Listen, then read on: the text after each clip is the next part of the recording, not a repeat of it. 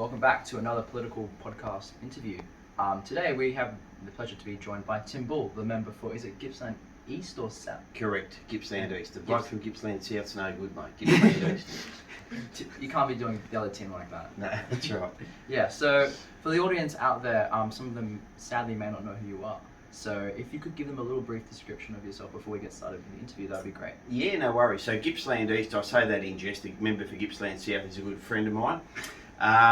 27,000 square kilometres, runs from just the other side of Sale through to Mallacoota.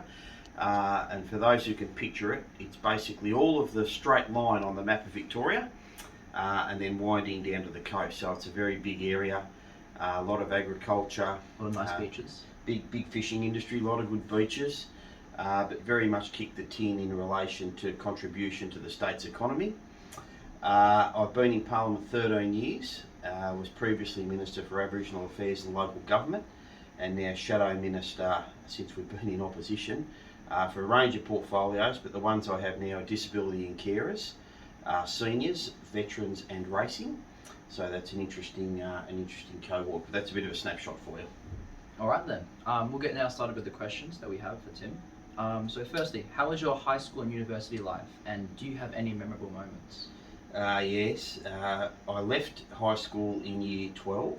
I did one term and I wanted to be a journalist or a school teacher. So I went away camping with a few of my mates at the end of term one and came back on Sunday night, and the owner of the local newspaper had rung. So Mum said to me, because you didn't have mobile phones in those days, Mum said to me, you can either go to school in the morning or start work. So I had a very sleepless night and decided to start work the next morning.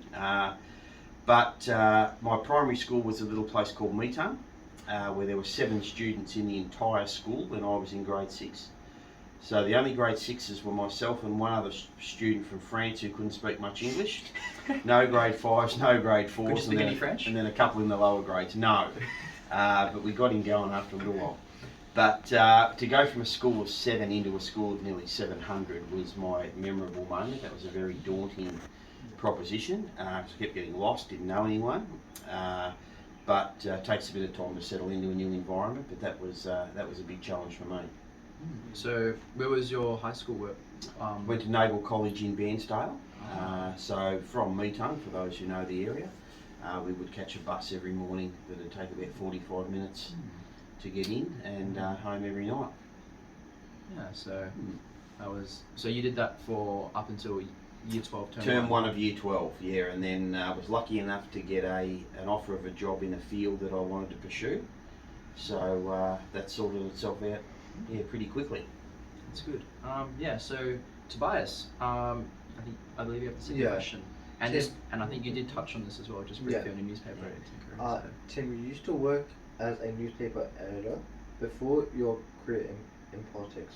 Could you tell us a bit about what you did as an editor and how you contributed towards your political career? Yeah, well, I would never thought I would have got into politics. But being a newspaper editor and journalist, it gives you a bit of a snapshot into the political scene, particularly when you go into local government meetings and covering council meetings in your local area. Back in the day when I started, we had 5 councils, and you would need to go to all of those meetings. Then they got amalgamated into one, which made it a little bit easier, but from a newspaper perspective anyway. But when you're a journalist or a reporter, it gives you a snapshot into the issues of the day. So whilst it was never my intention to get into politics, that actually happened after I left the newspaper industry. That grounding in the media sort of provided a good insight into how politics and the parliament works. So this was so talking about the local governments. When this was during I forgot the time when local, like the council areas all got shifted into the Jeff Kennett period of premiership. Yeah. So back in that time, So they're all probably split up into little council areas. So it must have been pretty difficult going around to each council. And if they had like meetings, if they had a meeting on a Monday, another one had a meeting on a Wednesday, it'd be pretty time consuming, wouldn't it? Yeah, it was. So they would generally meet fortnightly back in those days, and sometimes the meetings were a little bit further apart, but the majority of the councils met fortnightly. So yeah, with 5 councils, it was pretty demanding. interesting, and a big geographical area. So sometimes it was, you know, a couple of hours to get to a council meeting, and then a couple of hours to get home. But that was just the expected thing back then. But you would sometimes have 2 journos would cover the 5 councils amongst themselves, so it wasn't necessarily one journo covering each one. Yeah. Yeah, so what newspaper did you work for? Worked for East Gippsland Newspapers Group, which had 4 newspapers, 5 newspapers a week, but 4 papers. One was a bi-weekly. So yeah, Bairnsdale Advertiser, Lakes Post, Snowy River Mail, which is Orbost, and East Gippsland News. And they're still going today, and you know, makes me feel old. That was back in the day where we never had computers and we were using typewriters when I started my cadetship. Long time ago. Yeah, no mobile phones, none of that. You know, taking around big cameras that were big clunkers, and no taking photos on these things. So it was very recording much with those things as well. yeah, exactly. Doing this, very much a different era, but in some ways it was better. You know. Yeah.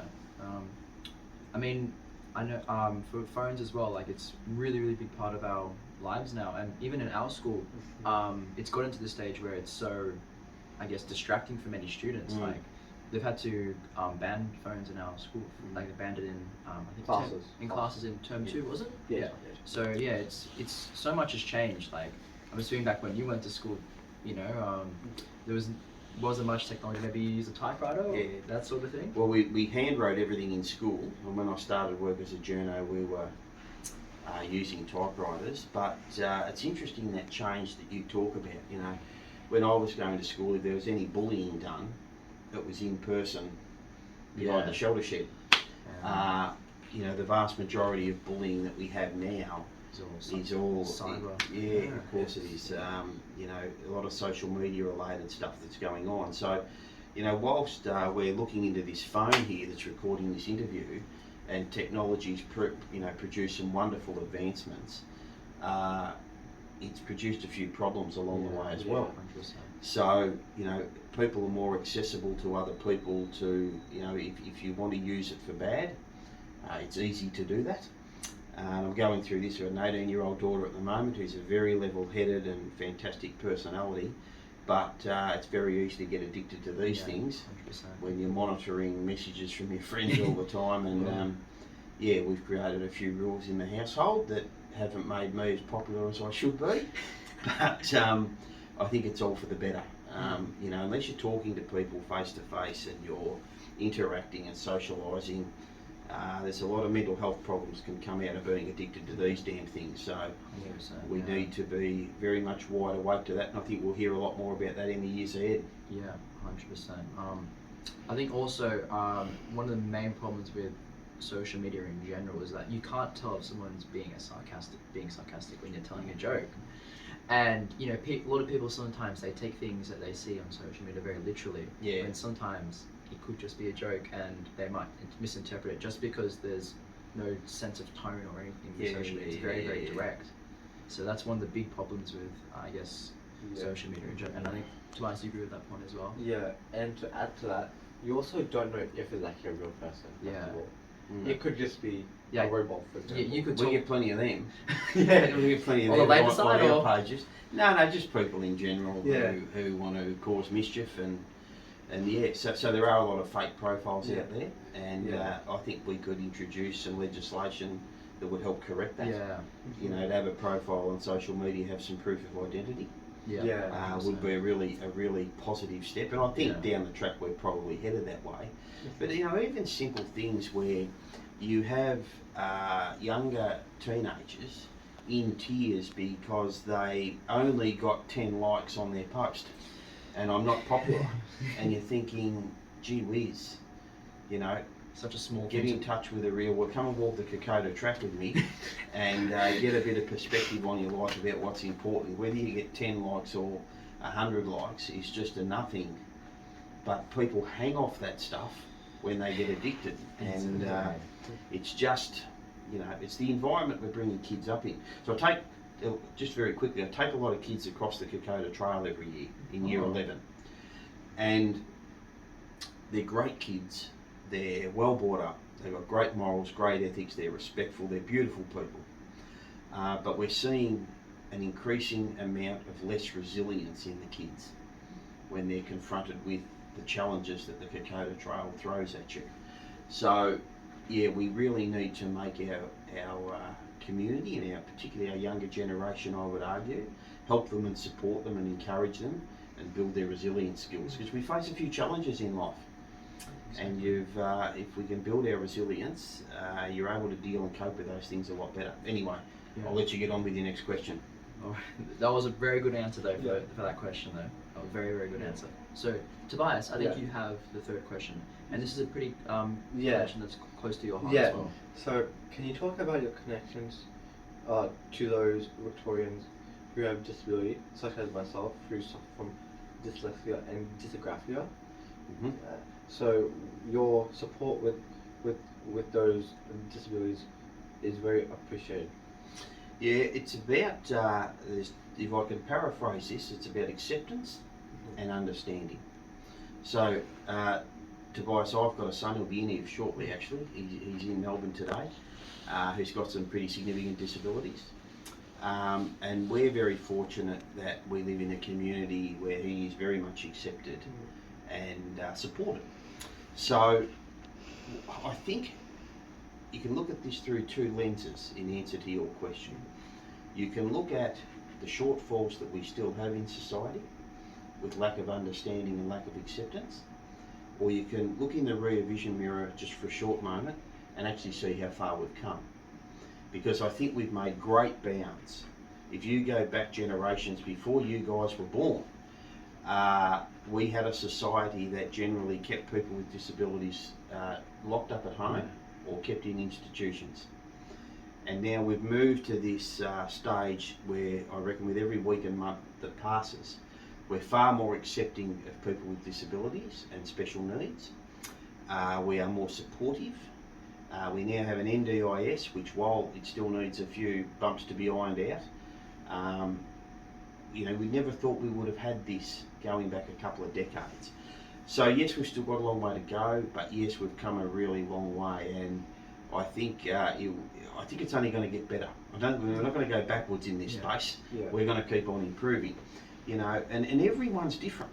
And whether you've got a diagnosed disability or an undiagnosed disability, or you might have an anger problem, or you might have trouble being able to read or write but no diagnosis, whatever it is, there's this massive spectrum out there. We've all got a few shortfalls as people. It's just about acceptance and understanding. Yeah. Acceptance and understanding. If we can live by that, we'll go a long way. And legislation in the Parliament can help with that. But I like to look at how far we've come. But yes, will there be improvements that can be made? Always. That will never stop. But yeah, I think we've got a bit to be proud of as a society, how far we have come. Yeah, I agree with that, and what's it called? It's also come a long way with identifying if they have these, because I believe in the past it would be a lot harder To get a diagnosis. Yeah. You're quite right. And it's still challenging in some areas where we have waiting lists, but what's really changed now is a lot, because the supports are in place, a lot of people are seeking diagnosis as one, to get support, and two, to understand how they can help the person they're caring for. So back in the day, there wasn't that thirst from a lot of families to have your child diagnosed, because it was deemed to be a bit of an embarrassment in society. And thank God we're moving, well and truly past that, to being able to say, hey, this person's this person, and we got to accept them, support them, and make them the best they can be. And I think, as I said, we've come a long way. Exactly. Yeah, so we'll now move on to the fourth question that we have for you, Tim. Who would you say is your political role model / idol? Oh, idol. Tough one? Tough one. Gee whiz. Well, I have an enormous amount of respect for Peter Ryan, who was our leader when I started. and is not in the parliament anymore. But Peter was the leader of the National Party and Deputy Premier. So I obviously learnt a lot of Peter, and he was to a large degree a mentor for me. But so I'll throw his name out there, but I'll add to that a lot of different members of Parliament bring different skills to the table, whether they be the ability to talk on your feet, whether they be the ability to resolve complex situations, whether they be the ability to handle tricky public consultations or deal with different people and different agencies. So you learn off a lot. You learn off a lot of people, but I would have to say if I had to pick one person who I learnt most from, it'd be Peter. Yeah. Just to go on to former National Party members, my great-grandfather was actually good mates with Edmund Hogan, who joined the Country Party after he was a Labour Premier. So It would have been a bit controversial back in the day. Oh yeah, it was, because my great-grandfather at that point was still a Labour member. Yep. And they asked in their meeting, they asked my great-grandfather, do you want to run against Edmund Hogan? And just because my great-grandfather was his chief political campaigner during elections, and they were best mates, my great-grandfather couldn't do it, even though Edmund had left to go to the Nats. So yeah, when my grandpa got married, and because I think Ned was living down here in St Kilda, I think my grandpa saw him around, and Ned invited him to go have a dinner with him. So I have a little bit of Nationals blood in me, a little bit. There you go. Yeah. Good man. You can do your own podcast on that one. Exactly. Yeah. Whole political history. All right then. Now our fifth question. I think Tobias, you have this question. What made you run in the 2010 state election for the National Party? Interesting question, Tobias. I had no interest in politics, and I think I mentioned to you my son was born with a few challenges. So I got very, very frustrated about the lack of disability services in rural and regional Victoria. Now, I'm fully aware and accepting of the fact that services across the board will always be better where the population base is. There's no doubt about that. Services in Melbourne are always going to be better than services in Orbost. More people live here. However, in rural and regional Victoria, we demand a certain level of service. We shouldn't be getting nothing or something that is exceptionally poor. It's about getting what you deserve. So my local member, who was a pretty good guy, I coached him at football. Quite a decent fella, and we got along quite well, and we still do get along quite well. But in fairness, I didn't feel I was getting the results. I'm getting a lot of meetings with ministers, but didn't feel like I was getting the results that I thought we should be getting. And I went home one night and was a bit frustrated, and my wife, my darling wife, said to me, we want to keep recording through that? Yeah. Okay. Keep going. My darling wife said to me, well, if you think you can do a better job, put your hand up. So that was just prior to the 2016 election, 2006 election, and I didn't run because I had a 1-year-old daughter. But 4 years later, I'd given it a bit more thought. My daughter started school, things were a bit more comfortable in our life. We finished a lot of the therapy and done a lot of the early intervention work with my eldest son. They're the upper house bells for anyone watching that, so we've got not the tea lady to get in the door. So I then decided it was time, and Peter Ryan came knocking on my door and said, when we asked you in 2006, you said no, but you said you'd think about it 4 years later, and I said, yeah, I'm right to go. So I ran and was lucky enough to win. And independent member was Craig Ingram, correct? That's correct. Yes. So I saw Craig in here last week, and still have a good relationship. Craig's a decent bloke, yeah. Even though you're not from the same political party, still have a good relationship with him. Yeah, we do. We had a good relationship before. Obviously, when you're running against someone in a political campaign, it's not as close as it was. And obviously in the years after, but with the passing of a bit of time, we've getting along fine now. and actually working on a few issues together. He's working for the government at the moment. Oh, really? Yeah. Oh, wow. That's So really, yeah, all good there. that's really good to see, though, especially because, you don't come from the same political parties, but at least you can reach, I guess, past that and work together on legislation and that sort Well, of you've thing. got to do that.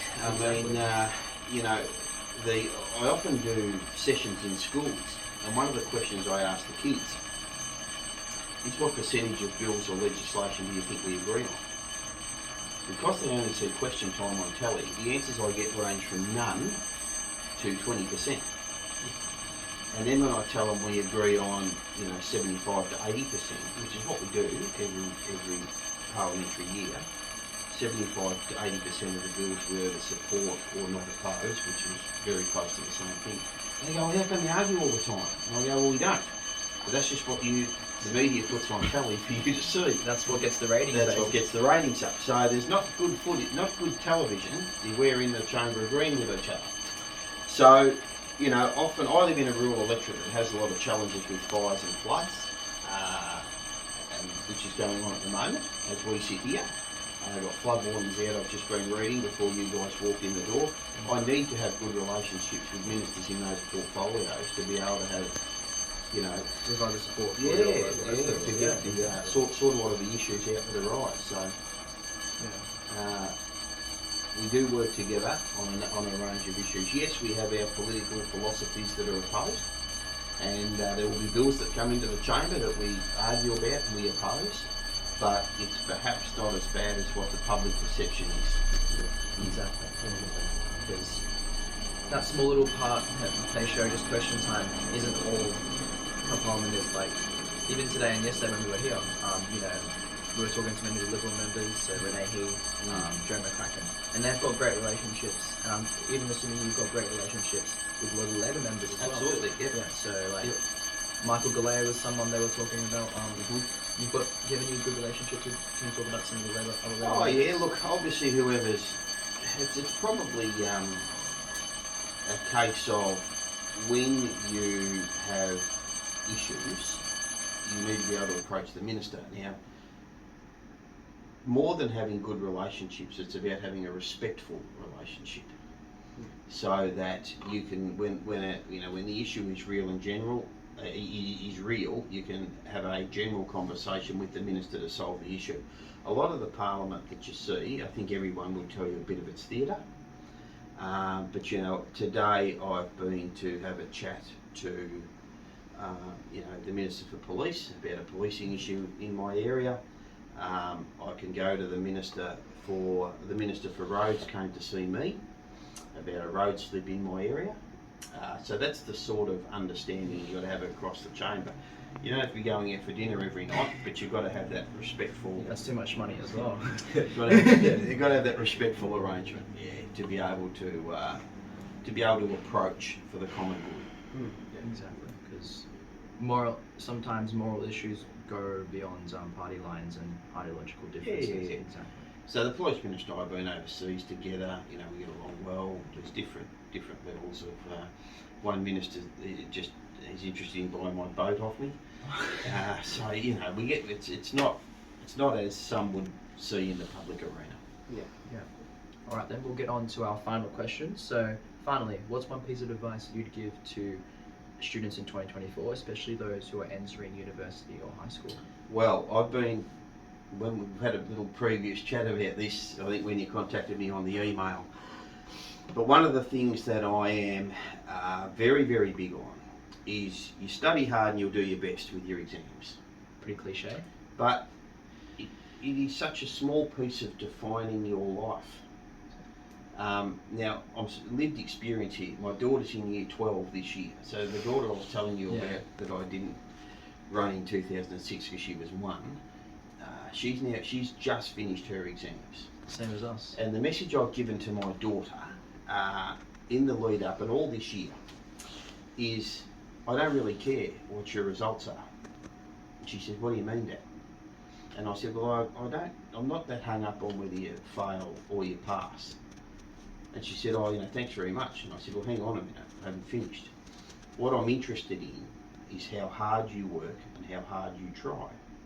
And if you work hard and you try hard and you fail, I'm happy. But if you don't work and you don't try hard and you don't put in the effort, regardless of the result, I won't be happy. So, you know, I've got a couple of mates. I'll give you an example. A great mate of mine got kicked out of school in year 11 and told he was never going to amount to anything. He's now living on the Gold Coast in a place worth about $8 million. Another mate of mine who wasn't great at school, and he will laugh about me saying that. Hopefully you share this with him. You know, he has, you know, he runs a huge company in East Gippsland. So, yes, we always try and do well at school. Absolutely, do your hardest, do your best, work hard, get the best result you possibly can. But my advice would be, if the cards don't fall the way you would like, the world has got so much opportunity for you, and the end of your, you know, school results will not define how successful you are in life. The world is littered with people who weren't great at school, but are exceptionally successful and important people. I just can't, you don't have to look too far to see that everywhere you go. So, you know, I'm not saying treat year 12 flippantly. It's exactly the opposite. Really work hard. Do your very, very, very best. It's the culmination of 13 years at school. But, you know, as long as you work hard and do your best, the fact that you've done that are ethics and morals that will make you successful in life, regardless of what your end result is. So if you fail, don't you know, take it in your stride. Of course, you'll be a little bit disappointed, a little bit upset, but this world and this state and this country has got so much opportunity. You will just soldier on and be successful. Exactly. You know, with a lot of the government's putting a lot of money into TAFE and even to Yep. investing now into free university for teaching. Into teaching. Yeah. So And there's what so many employers are looking for is people who are respectful, polite, courteous, and reliable. Turn up on time to work hard, you'll go far. The fellow who runs McDonald's now, CEO of McDonald's International, started cooking burgers. Respectful, courteous, reliable. You got them, I'm sure it matters how well you do at school. You can go far. You'll go far. You know, obviously you want a good mark if you want to get into a uni course, but you know, there's different avenues, different pathways. You'll get there. Exactly. That's my message. That's a very, very important message. All right, and those are all our questions. So, thank you again, Tim, for joining us. And I know you had a meeting at 4 p.m, which we're about 10 minutes late for. Yeah. But yeah, hopefully this was worth the time. And yeah, we really appreciate you coming and sitting down with us and letting you in your office and having this important chat. Not a problem. All the best.